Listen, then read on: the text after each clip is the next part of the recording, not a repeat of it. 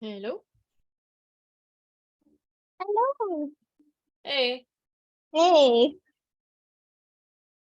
Yeah, I was like confused because I was like, who just signed me out? Like 5 minutes ago. Not me. um, yeah, I'm here to support if you need someone to, you know, do Zoom things in the background. Cool. That sounds good. Awesome. Thank you for joining. Yeah, I'm glad I could. Thank you. Sorry. Oh, what? Thank you for facilitating.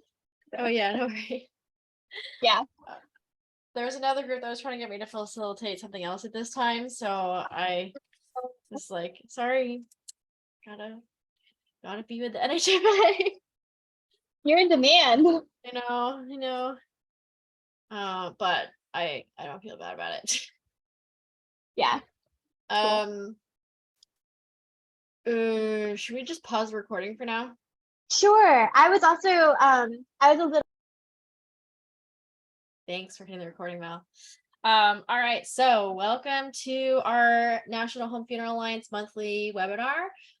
For those of you who might be new to our organization, the National Home Funeral Alliance is a group that supports education around community death care and home funerals. I'm the president of the National Home Funeral Alliance, and I'll be sort of facilitating the webinar today.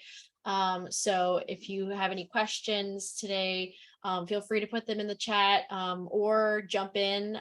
William mentioned that he's okay with either, and I will feed your questions to him as we go along. But other than that, I'm just going to hand it over to you, William. And put you on the spotlight. Well, good evening, everyone. My name is William Dixon. I am currently serving as a staff chaplain on the Palliative Care team at a hospital here in Fairfax, Virginia.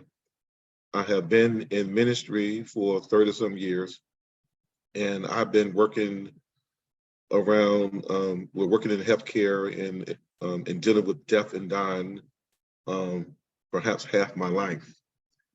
And I really love the art of dying.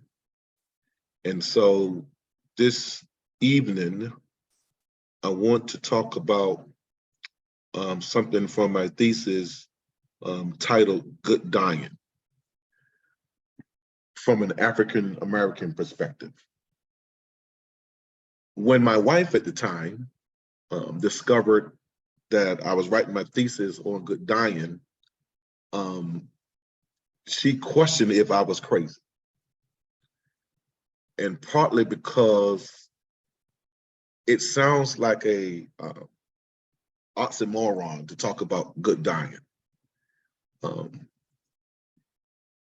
In our discussion, I want to aim at focusing on dying from an African-American perspective, systemic racism toward African Americans, and our view of God, which has a direct influence on our concept of dying. But I want to start off with a couple of questions. What comes to mind when you hear the term good dying? Anyone, what comes to mind?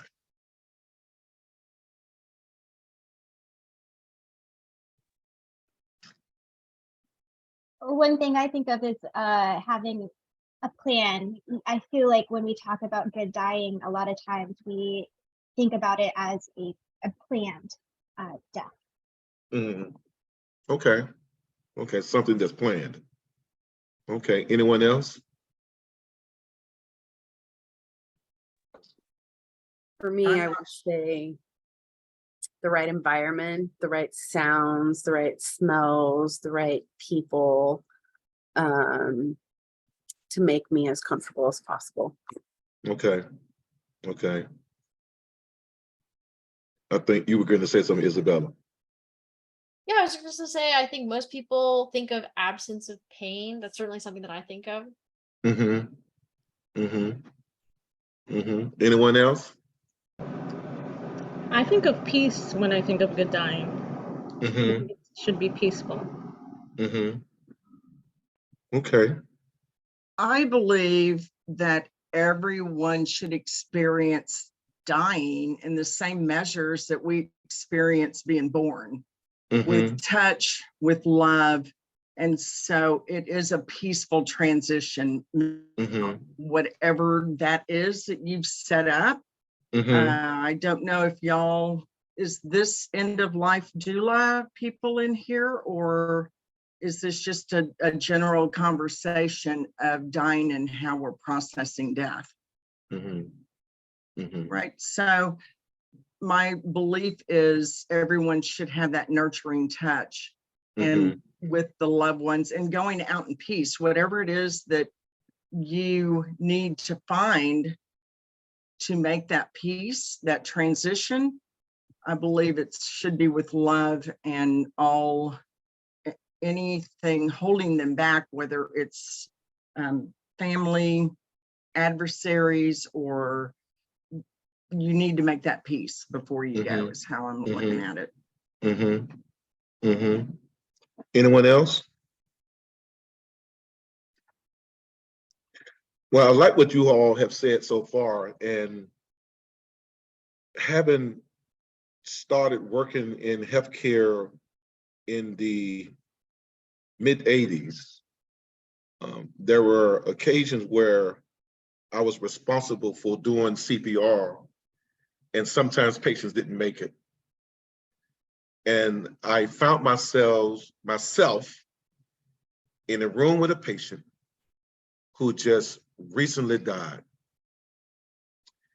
It was such an eerie experience, and such a holy and sacred experience to be in that room.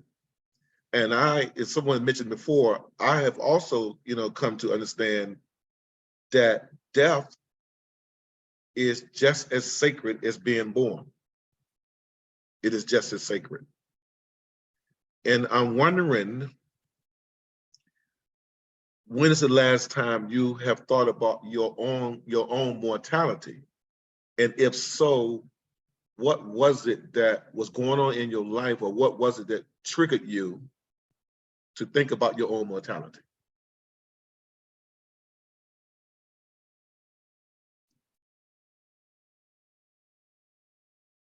If I may start, I think usually when we have someone near and dear us that gets a terminal illness, or we find that, an accident, we're always praying in church to help somebody through a sickness or an illness. But when it's near and dear, I think that's when we have our aha moment.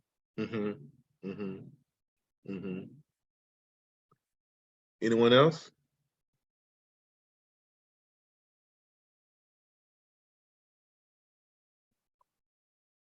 Well, what is good dying? I have come to understand that good dying is not necessarily the absence of pain. Instead, it is accepting that death is part of life. We can minimize pain,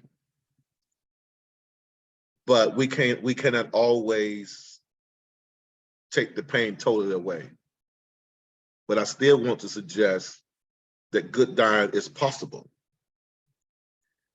based on my research and based on some of the things that you have said.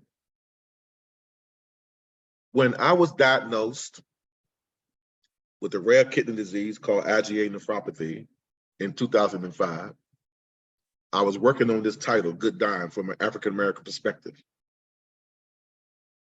My wife at the time said it was strange for me to embrace such a perspective.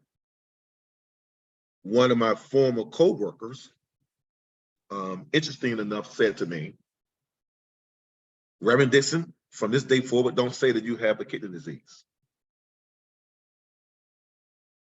The Black community, which includes, church folk in particular, believes that denying having the disease is an affirmation that we don't have anything wrong with us. In other words, as long as we don't acknowledge the disease is present, then we don't have it.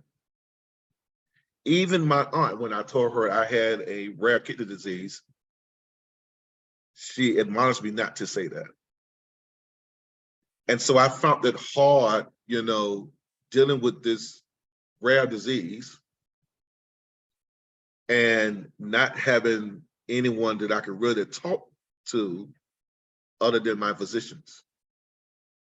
Recently, I was approached by an African-American gentleman at work who inquired about my role at the hospital.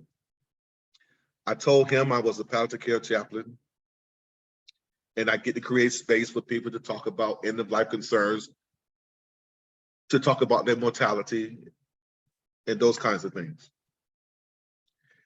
And he said to me that, well, I would never die.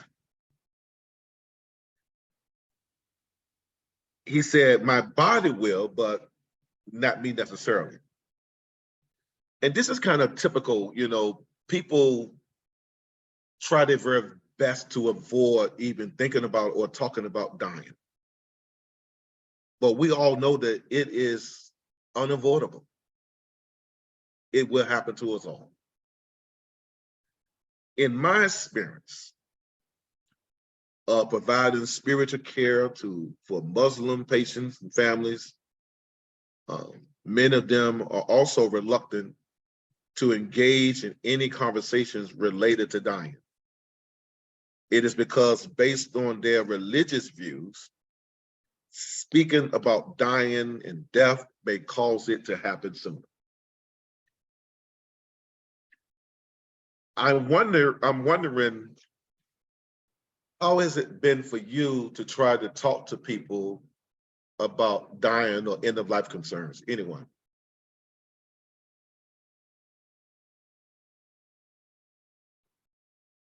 It's not always easy.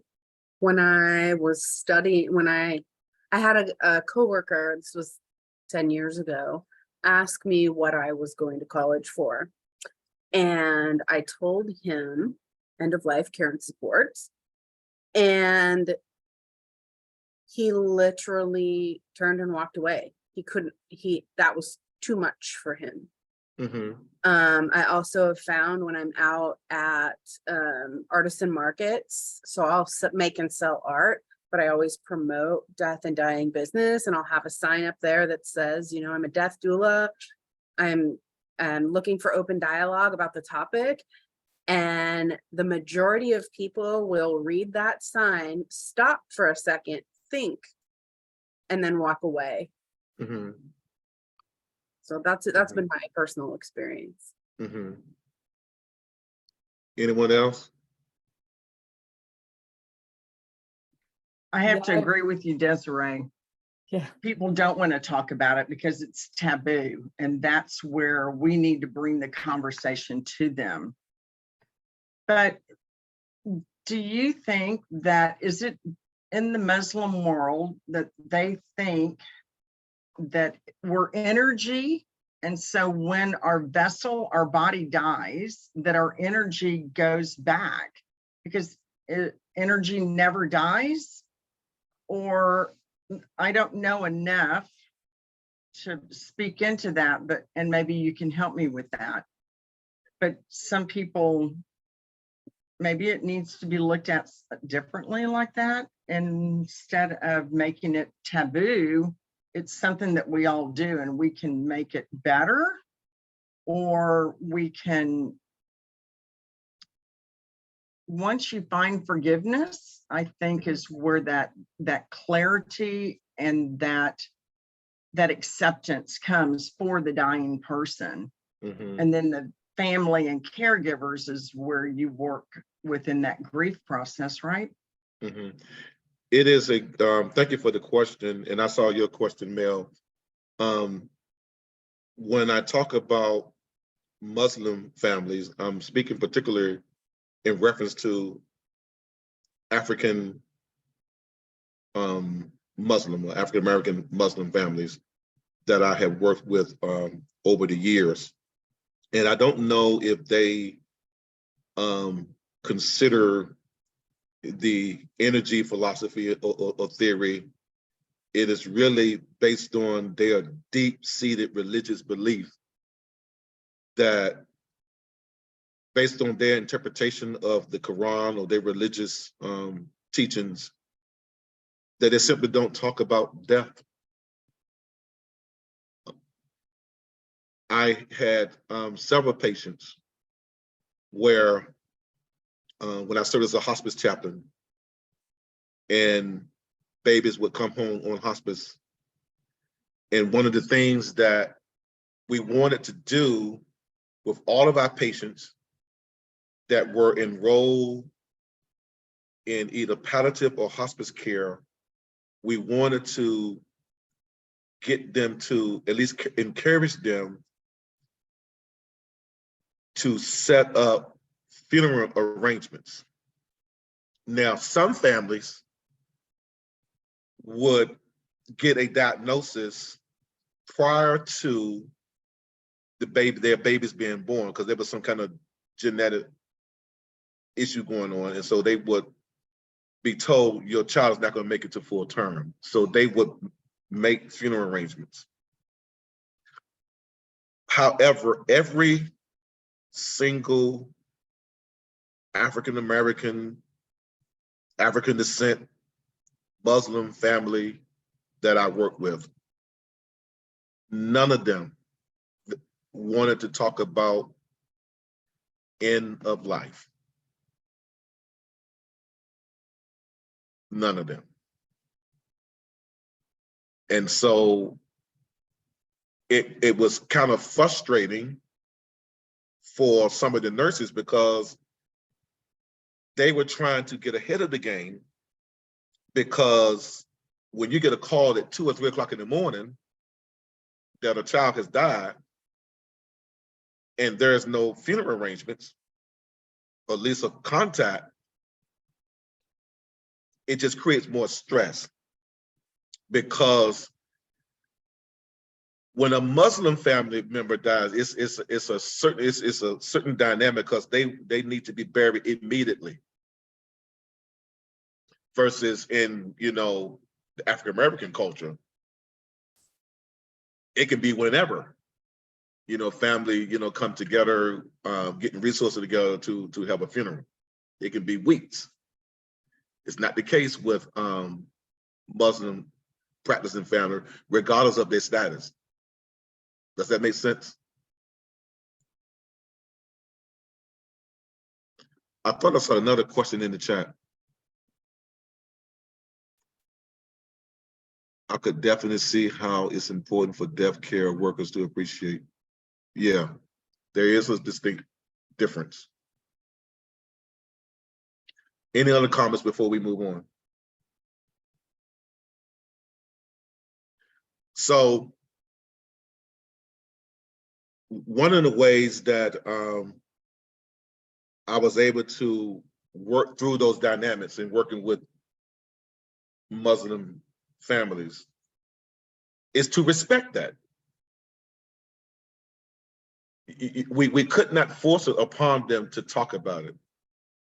So I learned just to respect it, because what was going to happen was going to happen.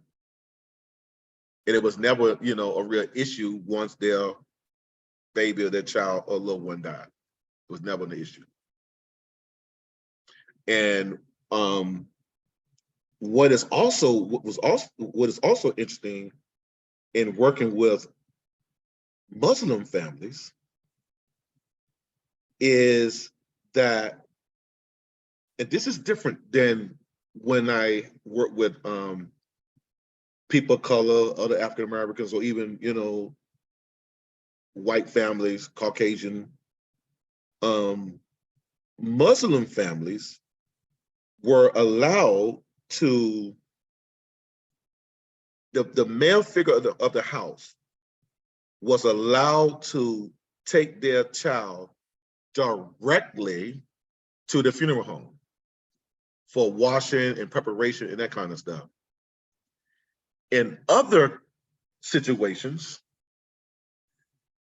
a funeral home would be called, and a funeral home would come and pick up the baby. And I don't know if anyone worked with pediatrics before and dying related to pediatrics. Well, it was a very unique experience for me to work in pediatrics as a hospice and palliative care chaplain. Because when babies die, it's different from when adults die. You know, you bring the hearse and you bring this long stretcher or whatever. However, with babies, we had this basket. We call it the Moses basket. We had this basket that we would place infants. We would place babies. These are babies that died at home. We would place them in the basket, and one of the parents would carry the child out to the car or to the van, and the funeral home would take the child away. When we did not have the basket available, some funeral homes, they would bring, you know, like a duffel bag or something. It was very dignified, but I love that basket and the symbolism of that. I love that basket that we had. Anyway, any comments on that? I see the chats, but I'm hard to keep up with the chats and talk at the same time. Well, I'm just kind of curious, if you're doing a green funeral, an at-home funeral,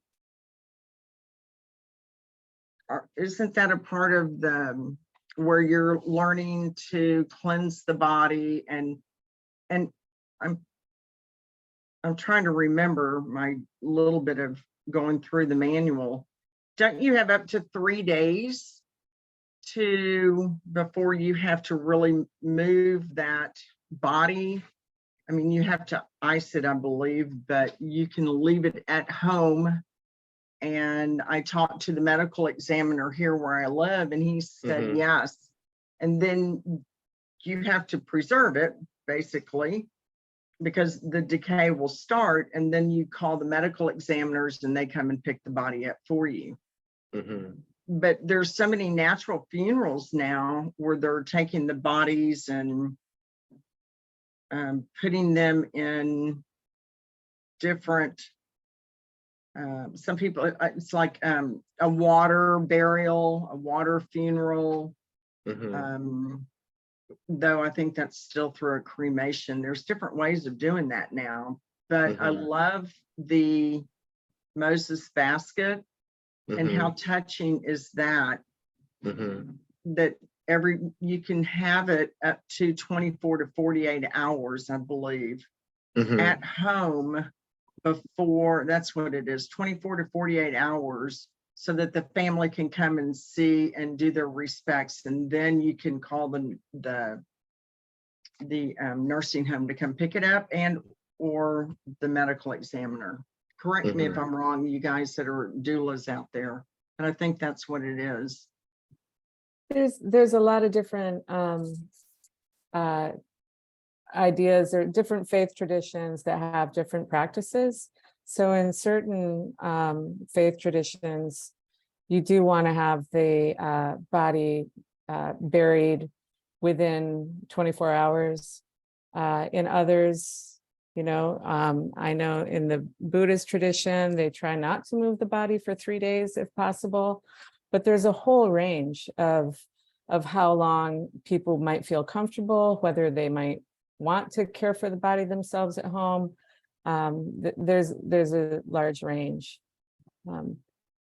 3 days is kind of common if someone's choosing to keep a body at home, but there's no hard and fast rules around that.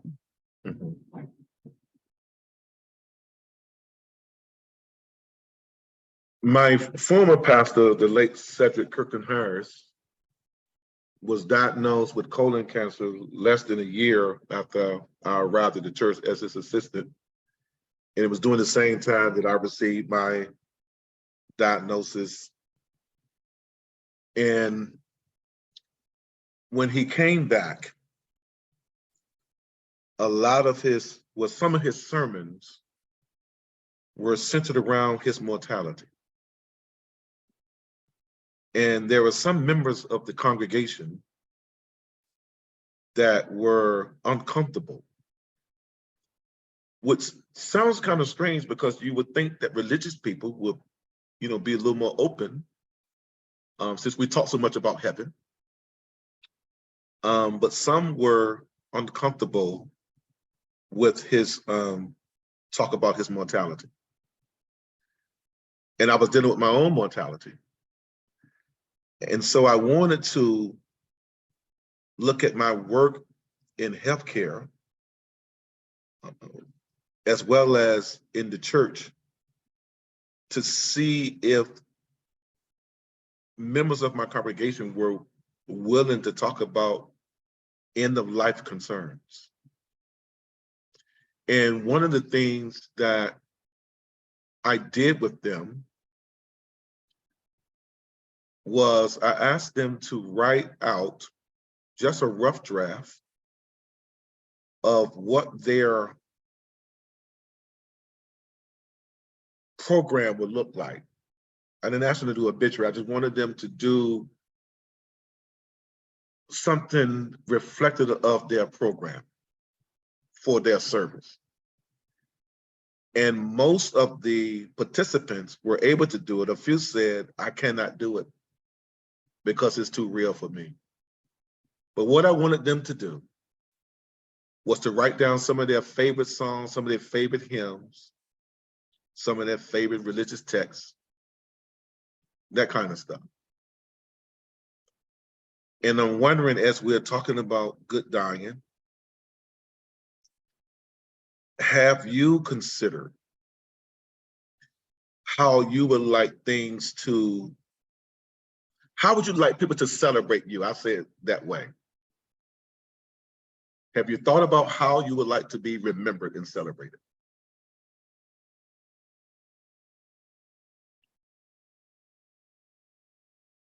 Anyone?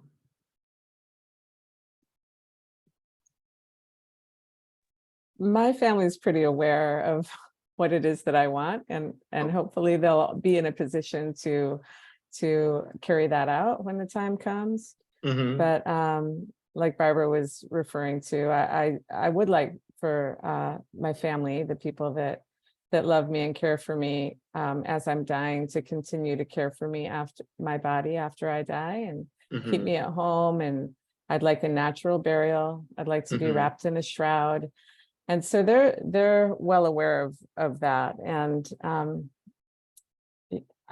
yeah. Okay. They know the music that I like. So I feel like we've had those conversations in my family. Okay. Well, we celebrate the fact that you're able to have such a family that you can have those conversations with. Well, a year ago, my closest cousin died, and she was very ill with colon cancer. And she knew that I had been working in the realm of end-of-life care and after-death care for a long time. And I went to be with her when she came home from the hospital on hospice and was given a prognosis of just a couple of weeks. And she could not talk about it at all. In fact, she asked me and her sisters to not talk about her timeline. And anytime we mentioned dying at all, even in her own faith perspective, that she would be reunited with her mom and her brother, she said, I'm not dying. I'm not dying. God won't let me die. He's going to heal me. So, and she was that way till the very end. So there's some family members you can talk with about it, and there are others that just cannot go there. Yeah. Anyone else? Hi. In my end of life doula training, we had done a meditation of experiencing our own death and what was our what did the room look like and who was in it. And since last year, it's made me think, I mean, one, vigil planning for other people, but that celebration of life that people talk about, I definitely want people to have a good time. And, even if in that vigil planning, I want to hear, pots cooking in the kitchen and just the things that bring me comfort. And I want, I want joy to be involved in that celebration. Anyone else? I guess I have a thought that's related. In July, I went back to Charlottesville because a friend of mine had died in a domestic violence incident. And she was well known in the Black community for her work. And in Charlottesville, a lot of folks are related to each other. It's a small community. And I guess one thing this conversation has me thinking about is how, like, I really don't think she was a lot younger. I really don't think she had any conversation about like what she would like to see at her own funeral. But going to her funeral, I could see how like there were things taking place that the community left behind found meaningful for sure. So, yeah. Thank you. Anyone else?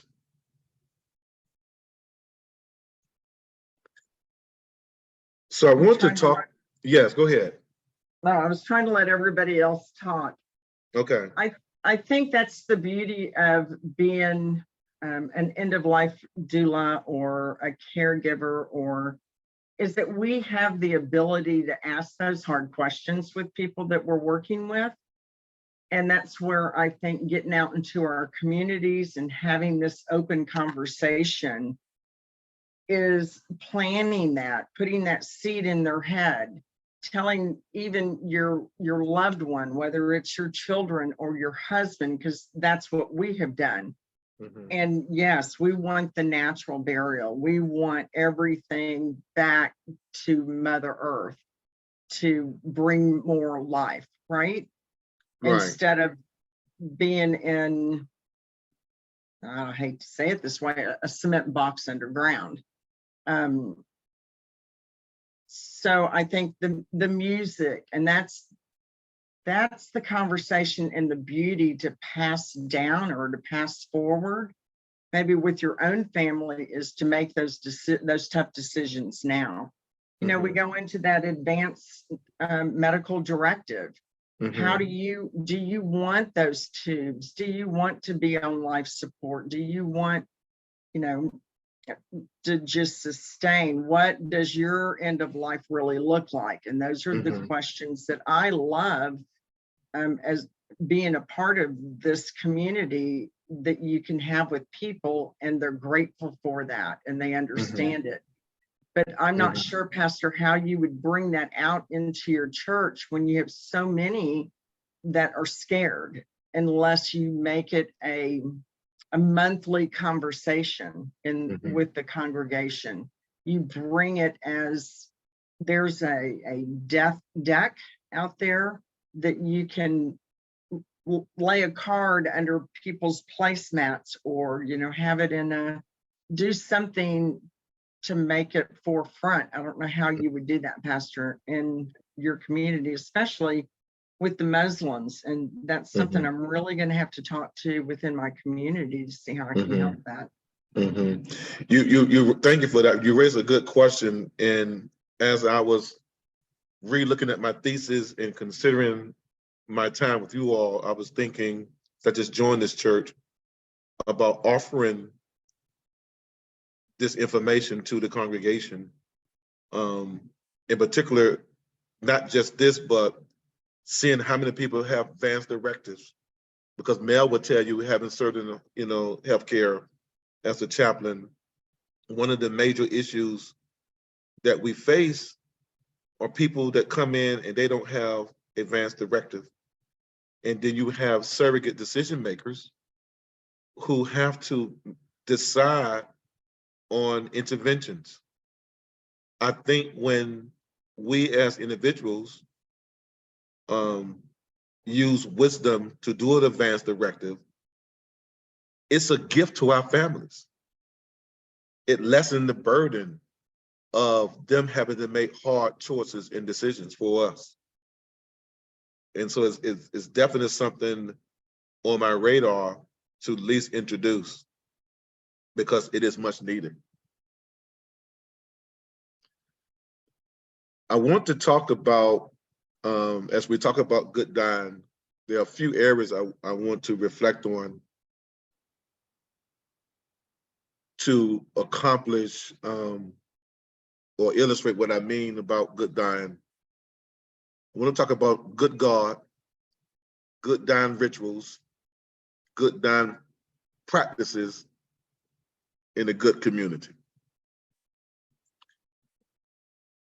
I speak from a faith tradition that believes that God is good. For people of faith, how they view God is deeply rooted or related to how they see the dying experience. Several months ago, one of my colleagues died of cancer. And I say her name in honor of her. Karen was diagnosed with cancer. It was a terrible shock to us, her family, her friends. While she was living and dying with cancer, Karen sent me this title of a song, "The Goodness of God." Her faith in a good God sustained her while she was dying.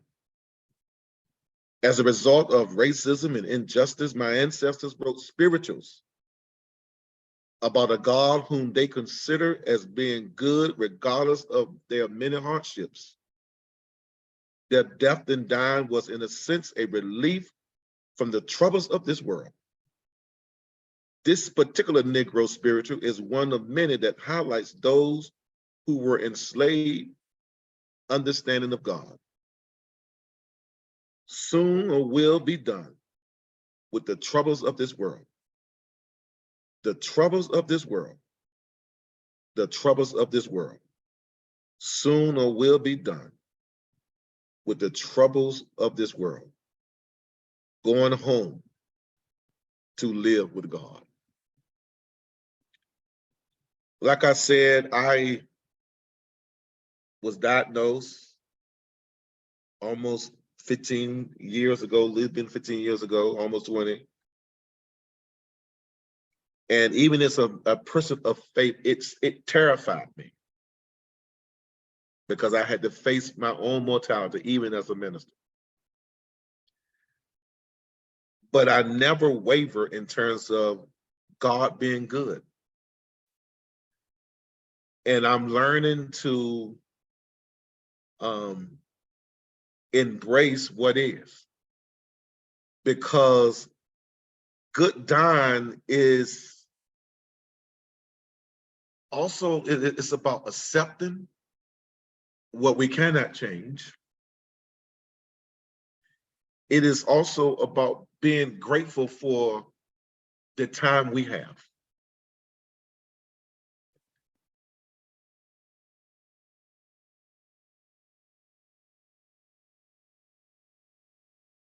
I had a brain fart. And so I acknowledge that God is good, regardless of living with this. And good dying is also is related to how we live. It is, and I think someone said it earlier, it is making amends with family members, with friends who we may have some conflict with.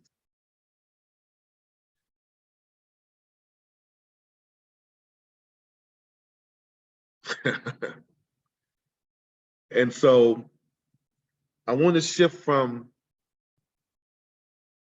good God to good dying rituals.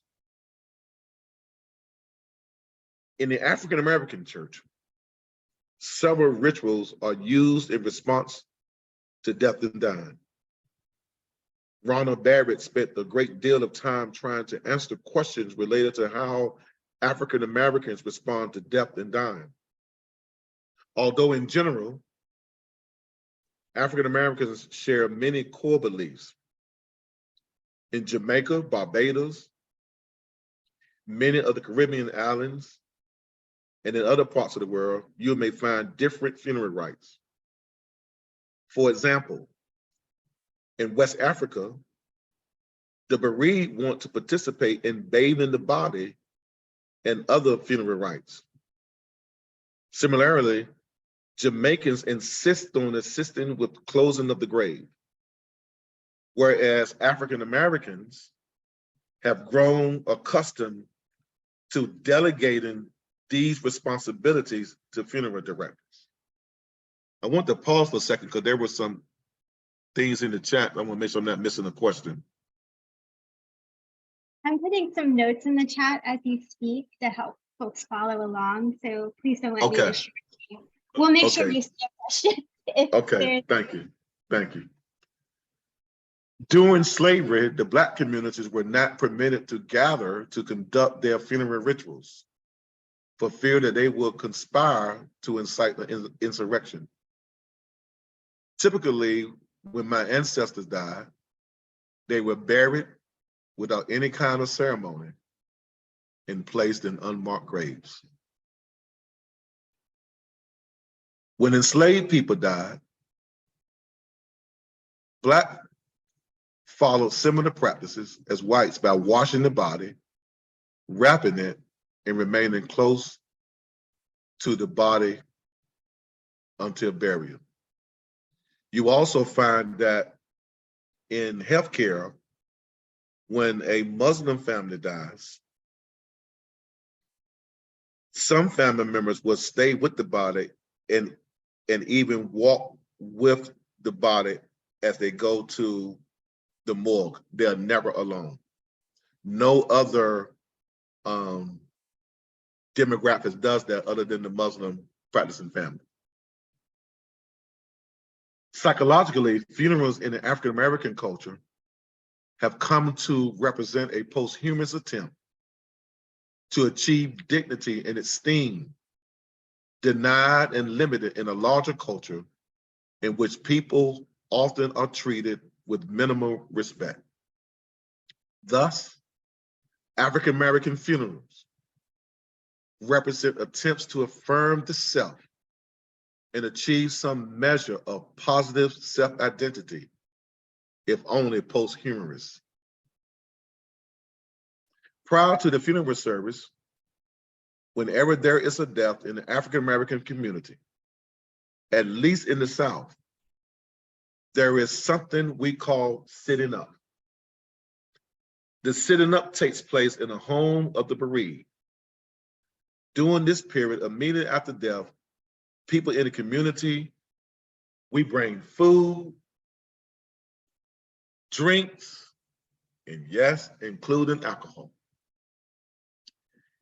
It's almost like what they do in the Jewish community. And yes, people drink a little too much. There is food all over the house, and it gives people an opportunity to kind of like support each other. And it can last for days.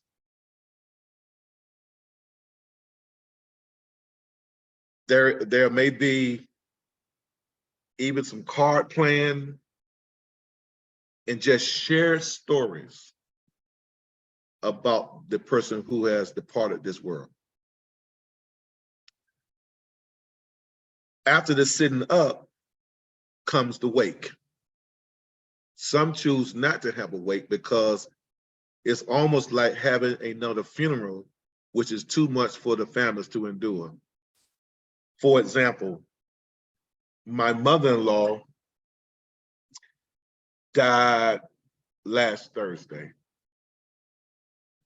And I was surprised that she lived this long because her husband died about 5 years ago. They had been married for 60-some years. And oftentimes when you've been married that long, spouses don't survive much longer. But anyway, my mother-in-law died last Thursday, and her service is on this coming Friday.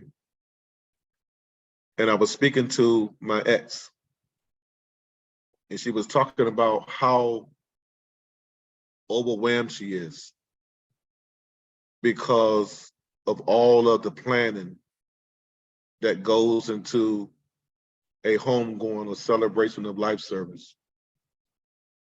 There is, because she was part of a sorority in another group, there is a ceremony facilitated by each one of those groups. And so Thursday night, there'll be a viewing in these services. And then Friday, you have the full service. This ritual, going back to the way, allows the community to come to view the body and offer words of condolences to the family. Now, in terms of the funeral service, unlike many other cultures, in the Black community, it could be several days before the service takes place. Traditionally, we wear Black. Sometimes the person who died had a favorite color, and family members may choose to wear the person's favorite color. I know when I went to the service of a Hispanic family member that I provided spiritual care for, they all wore white. Every culture has their dress. And in my community, oftentimes people go out and buy something brand new because we want to look our very best. An hour before this webinar, my wife was out at Belk trying to find a new Black dress. She was trying to find some stockings for another part of the service. Black men typically wear, a Black suit or a dark colored suit. When I go on Friday, I plan on wearing a Black suit. In most African-American funerals, the emotions among family and friends can run high. In many cases, instead of a funeral service, we call it a homegoing celebration of life. Some individuals will tell their families ahead of time when they die, they do not want a sad service. Prior to James Baldwin's death, he recorded himself singing Precious Lord. This part of the service had been announced in the program. However, it still caught the grieving congregation by surprise. Baldwin still seemed to be present, bearing witness to the trouble of this world. The music sung during the homegoing service is just as important as the eulogy. The right song, sung at the appropriate time, can set the tone. The emotionality of funeral and homegoing services is often determined by our economic status. For example, one of the places I served as minister was considered a silk stocking church. This church showed little emotions during homegoing services compared to another church I was a part of on the lower economic status. They were more free, more emotional. Maureen Baldwin suggests that the funeral serves a common function of bringing survivors into intimate contact with the dead and with important friends. And it helps survivors and friends to terminate their relationship with the dead and to move forward with life. I do not agree with Bowman's perspective on terminating relationships with our deceased loved ones. I prefer the theory, title, or called continuing bonds, which suggests that this bond we have with our loved ones will always continue. That's what I feel is most helpful. And I think it's helpful for people to have a different perspective, because you probably had the experience where people think that when someone dies, they get to a place where they feel as though they have to get over it. That grief ends at some point. And what I have discovered, that grief is not something that we get over. It is not something that we necessarily get through. It is more about learning how to live with it, with the grace of God, or whatever sustains you, whatever gives you hope. That's what I believe. Those who die within the African American community are often considered ancestors. And so when I am at the bedside, at least of an African American family, and I am invited to pray, I will include something about going home to be with our ancestors. What are the good dying practices? Normally, there is a burial after the service and a repast immediately. Toni Morrison says that the repast is the exaltation, the harmony, the acceptance of physical frailty, and joy in the termination of misery. The repast is often full of laughter and relief, at least for a brief moment. I was looking at something on Instagram, and it was funny, you know, this pastor, he was at a repast, and they had all kind of food. And the food was so good, he said, I forgot who died because the food was so good. The repast meal may consist of fried chicken, baked chicken, potato salad, yams, ham, depending where you are. And there's always some kind of punch, sweet tea, cake, you name it. And I think the further south you go, the more food you get. I was looking at an article a few years ago, and this person was talking about how we should eat more healthier during the repast. And I do not agree with that either. I mean, there could be some benefit. However, I think that when someone has died, it is a great opportunity to not be concerned about diet and all this kind of stuff. It is a time to just celebrate and enjoy the meal.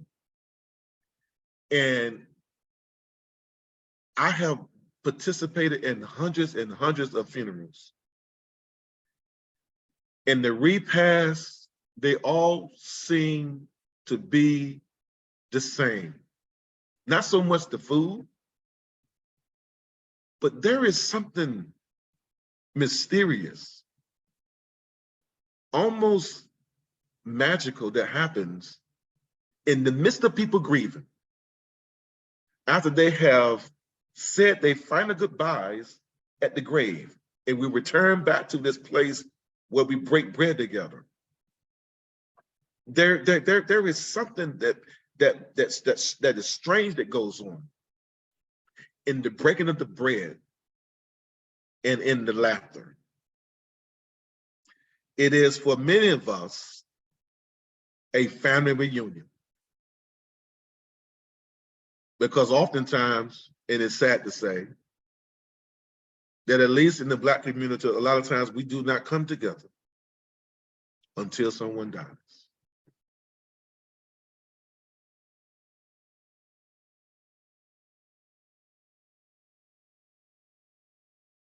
Good dying community. When I think about a good dying community, the church, our healthcare system, and funeral homes are all interrelated. As noted by Carly Holloway, from birth to death, the church has been the place where African Americans have come to share their joys and sorrows when the larger society refused to grant them dignity or respect. Because of the danger and the threat of physical violence that has always been part of the African American life in this country, one of the most important of those transition points is at the time of death. And when a member of my community is dying. In the Black church, I think we do a fair job of supporting the bereaved families immediately after death. It is the dying experience prior to death and aftercare where we need work. Conversations regarding good dying in the context of faith communities are often difficult to have because of faith. For many Christians, faith is very important. However, at the end of life, some have a hard time accepting that death is imminent. I can recall when a family member of mine was dying of pancreatic cancer. While we were standing by in his room, someone who had experienced healing from cancer told Marvin that God was going to heal him just like he had healed her. 2 weeks later, Marvin died. I was a little bit angry as I listened to this person who was trying to be helpful, only for it to be false hope. I work at the bedside of patients and families daily. And oftentimes, a family member would say, I just want more time for them. And I said, I hear that. How much more time would be enough? Because surely, as much as we're sitting here, we will come back to this place again. Because we're all are going to die. I remember being at the bedside a few months ago, 40-some-year-old patient dying of cancer. We had just had a family meeting. This is an African-American family. And the doctor had told her there's nothing else we can do in terms of sustaining your life. And we need to think about hospice. She was surrounded by her mother, her aunts, and close friends. There were people on the telephones. And once the provider left, I stayed in the room with my social worker. Patient lying in the bed. She said, well, I guess this is it. I guess I am dying. And her mother immediately said, to try to console her, we're all dying. And someone said something else. And I said, can I say something? I said, I hear what you're saying. However, I want you to consider what your loved one is saying in the bed, because she is in the bed. And the person on the phone, which was a close friend of the patient, cursed me out, threatened to come to the hospital and deal with me. And the patient kept yelling and kept saying to her, this is the chaplain, this is the chaplain. He didn't mean it that way. She said, chaplain, can you restate what you said? I really didn't restate it. I just said it again, that consider what she's saying. And after that calmed down, one of her friends, or her mom, was like, you just got to have more faith. She said, Mama, stop it. I have faith. I have faith. And I'm still in this bed. I'm still dying. Her close friend suggested they play cards. She said, I don't want to play cards. And so so she said, well, we'll just play cards while you rest. This was painful to bear because, and I give them some grace, they wanted to be helped, but they did not know what to do. Because here you have a mother with her daughter dying before her. And no parent wants to see their children die before they do. We were able to get her stable enough because her goal was to go to Florida, but she was too sick to go to Florida. We got her in a hospice inpatient facility. One of her closest friends who lived in Florida traveled from Florida and bought her some sand from the Florida beach and rubbed her hands and her feet in sand from the Florida beach. She was able to be wheeled outside so she can experience the sunlight, the sun, the rays of the sun one more time. That's what I call a good death. That's what I call a good death.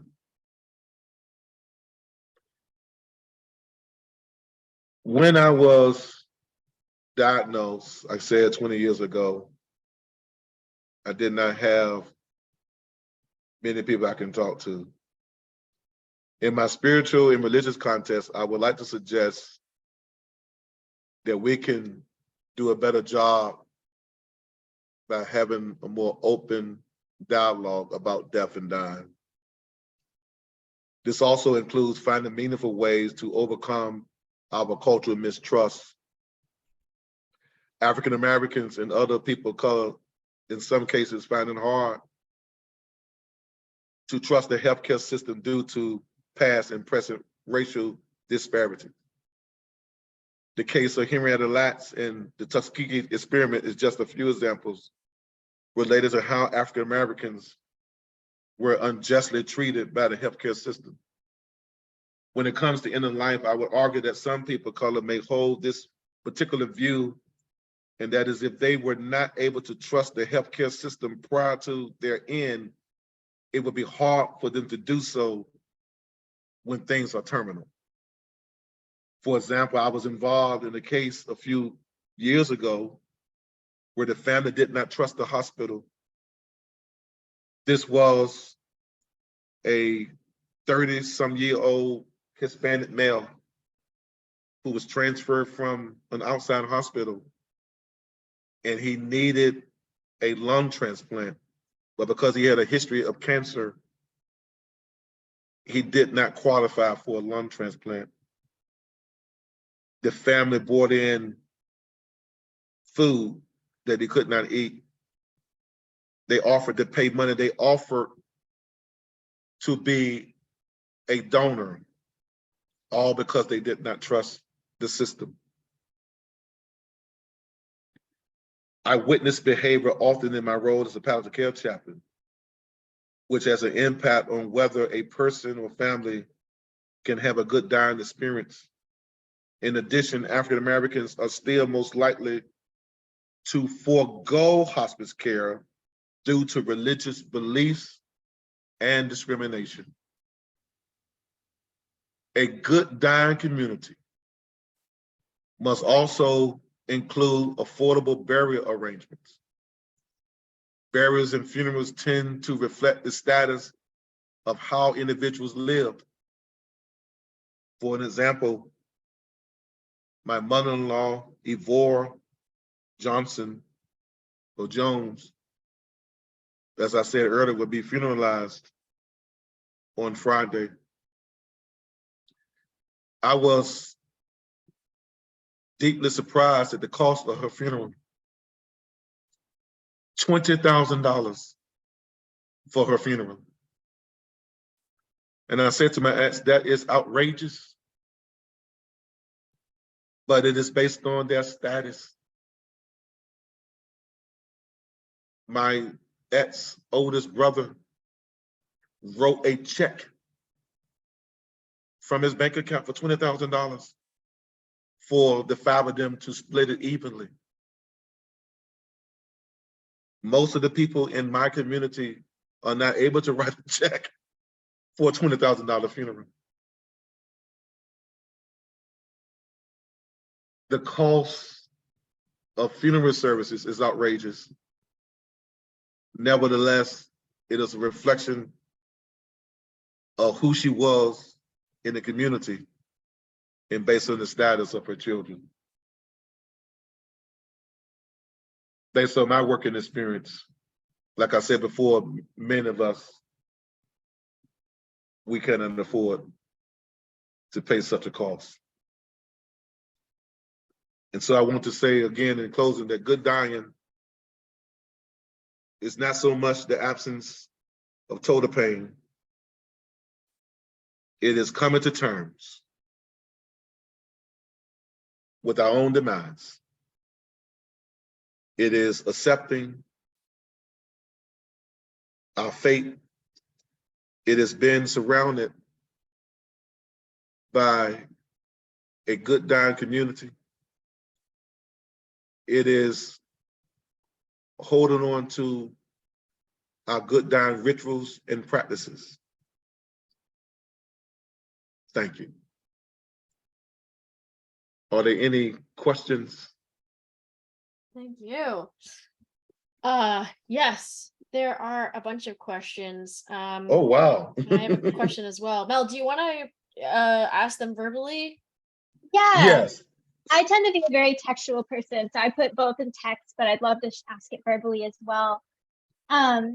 William, thank you so much for joining us tonight. And Yeah. I really appreciate the insights you provided on like some of the distinctions of good dying from an African American perspective, particularly around like after death rituals and Black institutions affording final dignity in the face of racism.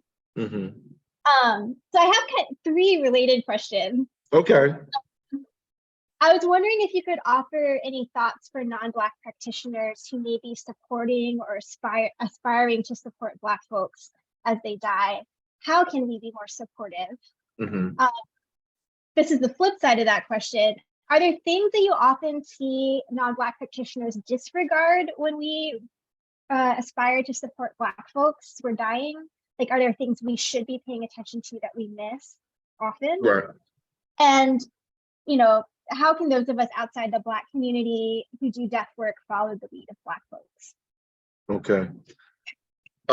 So I think your first question, man, I think for those 3 questions is how can non-African American, non-person, people of color support people of color? I would actually condense my question just to like Black experience, because as a person of color myself, not coming from a Black perspective, I would say like that's where I would lack competency. Okay. I think it's a very good question. I think using cultural humility, and cultural humility says this: although I may be familiar with certain rituals, certain practices, certain behaviors, culture is just too diverse for me to understand fully what it means to be a particular race. And so at best, what I could do is use some humility and ask the individual, how can I help you? How can I be of help to you? Try not to operate on assumptions, because you may have experienced a lot of emotional funeral services within the Black community, but it's not always the case. Sometimes they're not that emotional. Each experience is different. So I would encourage you to use cultural humility, and that is to ask the individual, what would be most helpful for you? If that makes sense. Because they are the experts on how they should be or want to be treated. And I think it's freeing too, when you don't have to learn certain competencies to say, okay, I got this. I have to do it as well. I mean, I was asked to work with a African-American family because they had thrown out some people, you know, and they were all upset. I did not go in there because they looked like me, thinking that I could help them. I went in with a sense of humility, and it worked, because I get thrown out the room too. So. Thank you for the response. You're welcome. We had someone actually interview for the board of the NHFA who was saying that, you know, in the Black community, in her experience, there's kind of a negative association with home funerals. Is that true in your experience? Wait a minute, hold on 1 second. I forgot to turn my oatmeal off. Hold on. Okay.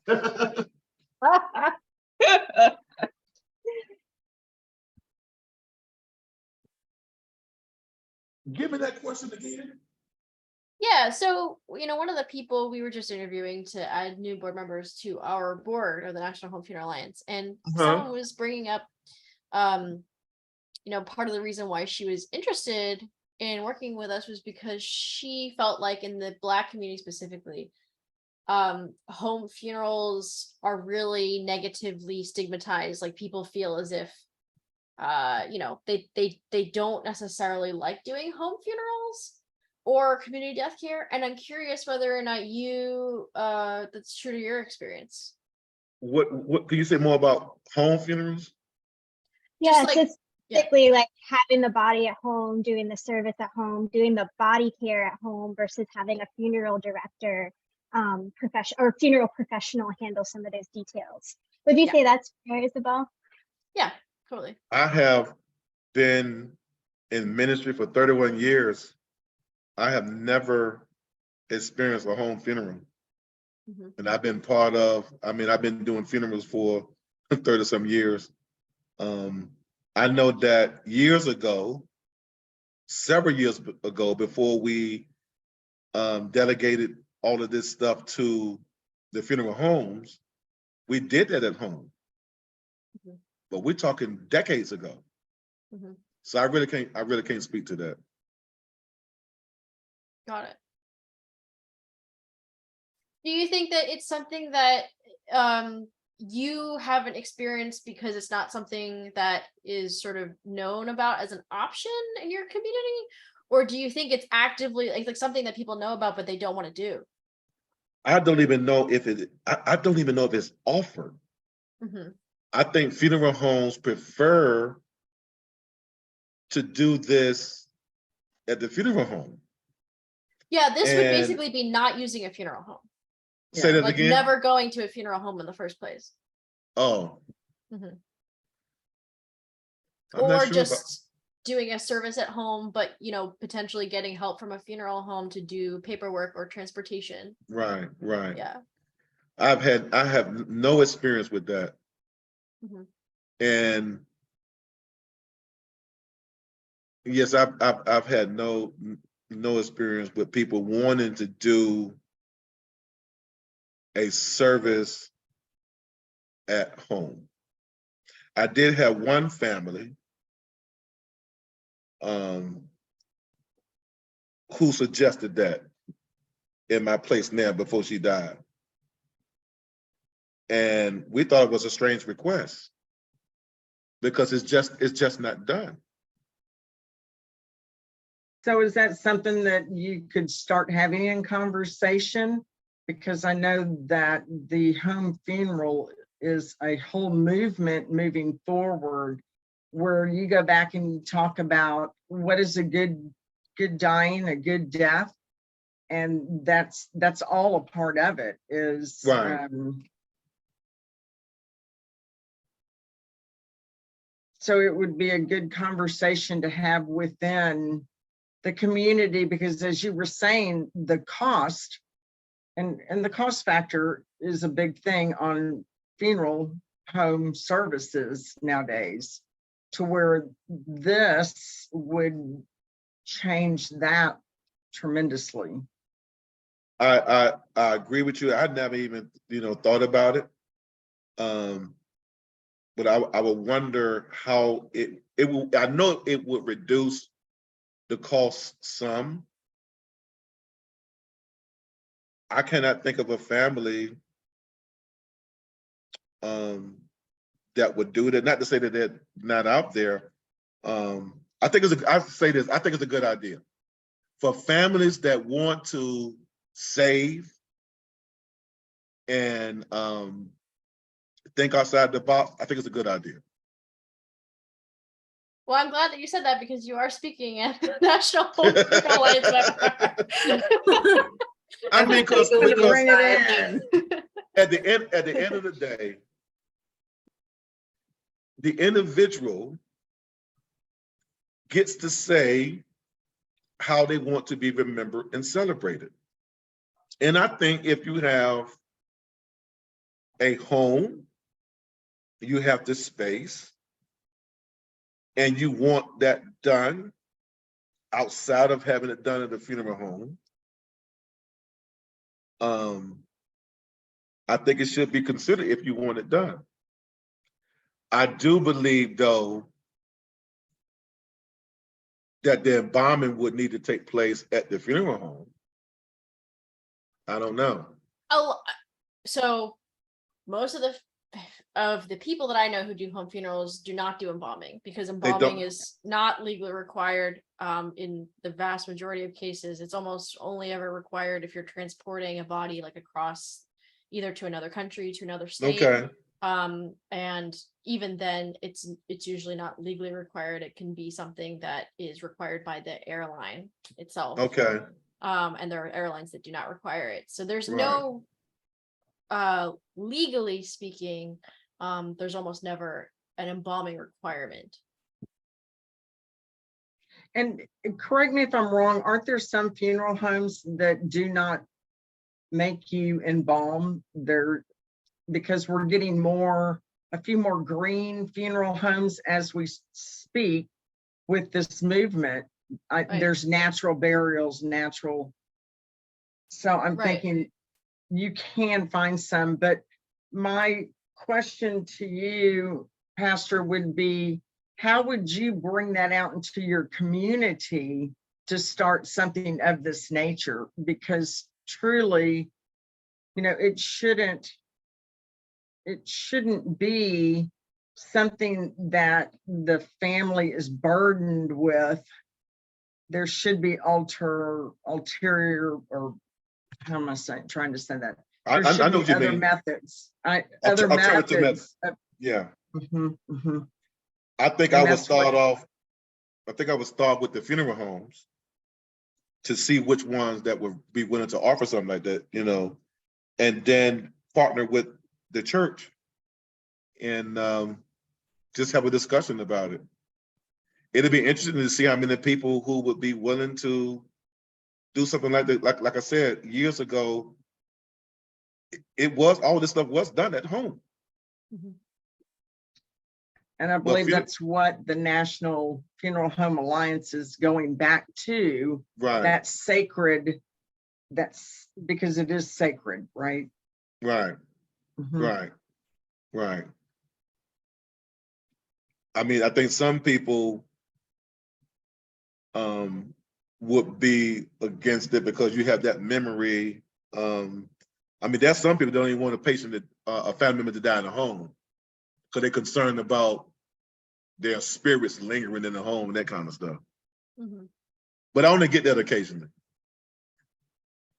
Yeah. I just want to highlight that in the chat, Che noted that it's an option that folks can be made aware of, and at the same time, it's a huge cultural shift, which I'm sure is, it's the case for many communities. Jennifer, I saw you and Desiree both went off mute. Did you want to add something? Yes. I often help people who are from the country of Burma. They're called Karen people.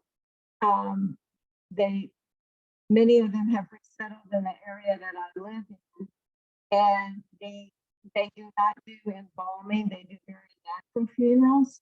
And the only funeral home I have found that will work with them is a Black funeral home. And I've just been really grateful and appreciative to how receptive the funeral home has been to respecting their wishes and honoring it and doing exactly the kind of funeral, preserving the body in the way that they want to do. Because once the person dies in their home, they bathe the person, they dress the person, they have the person all set. And then the funeral home just provides the refrigeration until they have their service, which is often a 2 or 3 day service in the church where people never leave. Someone is always there with the body. And they do this without embalming. But I'm real grateful to our local Black funeral home that supports this. I did have a question about what a sitting in is, because in the chat it said a sitting in is a home funeral. No. The deceased. So what you're saying is there's not actually the deceased person is not there at the sitting. No. So at one time, before we delegated all of this to the funeral home, the body would lay in state in the homes. But even in the context we live in now, we, at least in the South, we have what we call sitting ups. That is immediately after death. People join family members either at the deceased house or at the house of a representative of the family. People from the church and community, they bring food and drinks and all of that, and that can last for a few days up to the wake and up to the funeral service.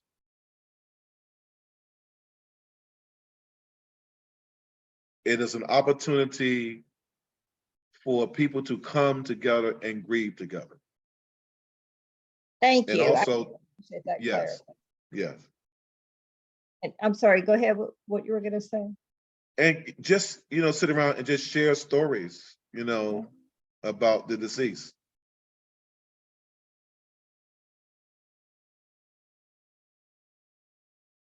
Desiree, did you want to say something? Yeah, I don't know if it was really a question or an epiphany or something. I feel like all of a sudden I need to go down a rabbit hole of like, if when African Americans were enslaved and you weren't allowed to honor your dead, but the white Americans were, you know, holding home funerals. Mhm. So then that means that the enslaved were helping us with that, but they weren't able to do it for themselves. So when Mhm. slavery went away, what kind of happened right there in that middle area with the African American families? Were you then able to have home funerals, and were you doing it for yourselves? Or did you kind of immediately allow that to be industrialized or taken away from the home? I just don't know the answer, and you don't have to answer if you don't know. That just Well, I was all I that think, kind of swirled around for me. yeah, it's a good question. I think part of it is we used to do a lot of this stuff in the homes. I don't know when that shifted, but we did a lot of this stuff in homes. So as funeral World homes, War II, embalming. When embalming right, was discovered and used, that is when it got taken out of the homes, and it happened to all of us all at the same time. So it was right, also taken away from women because it was a predominantly women did the death care in the home. right, So it was kind of like death care was taken away from everybody right, and industrialized, but it was also something that was taken by men from women. So there's right. lots of layers there, right? But Yeah, yeah, yeah, yeah. And the sad thing too is there are the fact that we were not able to have funerals the way we wanted to. There are across this country in some places sacred ground where African Americans are buried in unmarked places, and they have gone to build things and discover cemeteries. There are places that are actually built on cemeteries where Black people are buried. That's a whole nother story. Any other questions?